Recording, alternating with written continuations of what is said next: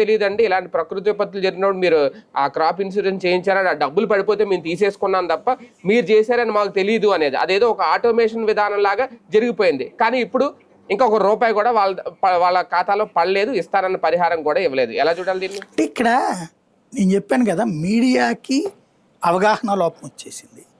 వీళ్ళు చెప్పే దాంట్లో కూడా అర్థమయ్యేలా చెప్పట్లేదు. జగన్ చేసిన పని ఏంటంటే, మనకి ఈ ఇన్సూరెన్స్, క్రాప్ ఇన్సూరెన్స్లో ప్రభుత్వం వాటా, రైతు వాటా అని ఉంటుంది. రైతు ఎకరాకి 500, 700, 1200, 1500 ఆ పంటల్ని బట్టి పెట్టాల్సి వస్తుంది. అక్కడ అమౌంట్ కట్టాలి. ఇటు ప్రభుత్వం దానికి యాడ్ చేసి కట్టాలి. రైతు ఓ పక్కన ఆ టైంలో విత్తనాలకే తిప్పలు పడతాడు. మనం ఏమనుకుంటాం అంటే ఆ 1500 ఎంత, 2000 ఎంత అని మనం అనేసుకుంటాం. కూర్చుని రైతుకి చాలా ఎక్కువ అండి అది. ఆ తిప్పలు పడేటటువంటి రైతుకి అదనం ఇది.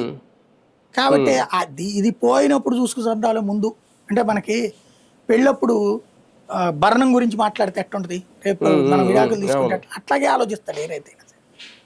అంతే కదా. దాంతో ఇన్సూరెన్సులు అందరు కట్టరు, కట్టకపోతే డబ్బులు రావు. రెండోది కట్టినా ఆ పంటకి సంబంధించి మినిమం ఇంత లాస్ అయితేనే ఇస్తారు ఇన్సూరెన్స్ కంపెనీ. పూర్తిగా ఇస్తారంటే లేదు, ప్రభుత్వం ఒత్తిడి వీటన్నిటి మీద